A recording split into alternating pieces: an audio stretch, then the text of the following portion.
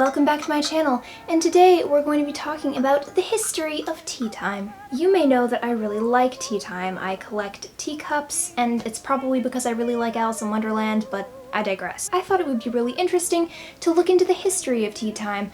Where did it originate? When did it originate? Who invented it? So let's just get right into the history of tea time. As you probably know, tea time is an afternoon activity where one drinks tea, and usually there's some sort of pastry or cookies or sandwiches to eat with your tea. The actual practice of tea time was created by Anna, the 7th Duchess of Bedford, in 1840. Supper, or the last meal of the day, was usually served in the household at about 8 o'clock. This left a long stretch of time between lunch and supper, and the Duchess often found herself getting quite hungry around 4 o'clock. So she would request that tea, bread and butter, sandwiches, and cakes would be brought to her room in the late afternoon. She eventually started inviting friends to join her in her tea time, and thus, the tea time as we know it today was born. Now let's go a little bit into the history of the actual things that tea time is made of. Let's start with tea itself. Chinese legends say that in the year 2732, the Emperor Shen Nung, I'm sorry, I'm probably pronouncing that wrong, the Emperor of China, discovered tea one day when a nearby tree's leaves blew into his boiling water, and he was intrigued by the pleasant aroma and decided to drink it. While I'm happy that this supposedly happened because now we have tea, and I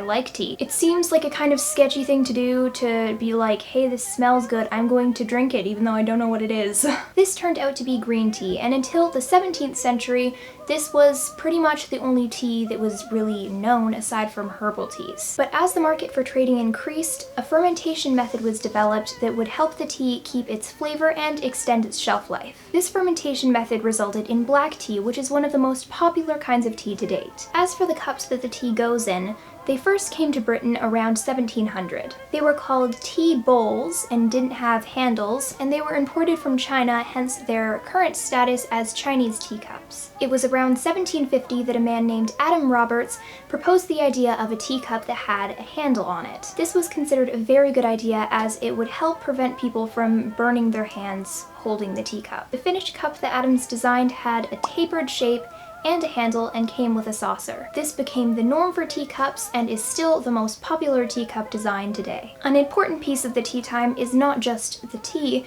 but also the foods that you have with the tea. One of these that is most popular is the sandwich. In 1762, John Montagu, the 4th Earl of Sandwich, created the idea of putting a filling between two slices of bread. By the 1880s, it was considered quite common practice throughout Europe, but especially in Britain, to put on a specific tea time outfit and invite friends over somewhere between 4 and 5 o'clock and serve tea, sandwiches, and everything else we associate with a tea time spread. This is likely the reason why we associate the English with tea and have for such a long time, because the practice of taking a specific time of day to drink your tea was originated by a duchess in England. So the next time you sit down for an afternoon tea, you can thank the 7th Duchess of Bedford.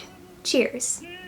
I hope you enjoyed this little history lesson. I have a bunch of my sources linked in the description below in case you're interested in doing a little of your own research. I'd like to mention real quick that I have this email where you can send me strange vintage or antique fashions to react to in videos. So yeah, that's pretty much it. I hope you enjoyed this video. Please comment, rate, subscribe, and all that jazz, and I'll see you next time. Bye! A little fun fact, if you were ever interested in why the Mad Hatter in Alice in Wonderland is constantly having a tea time, there is an actual reason. In the story, it says that the Mad Hatter was friends with Time, who in Wonderland is an actual person. They had a falling out, and as Time's way of sort of punishing the Mad Hatter, he decided to make it so that all of his clocks would forever say that it was tea time. And because the Mad Hatter considered himself a proper gentleman, he always had to be having tea time because it was the appropriate thing to do. I have a lot of the No, I cannot speak. Nope. I'm trying to decide if I want to say something, but I think it's kind of too irrelevant.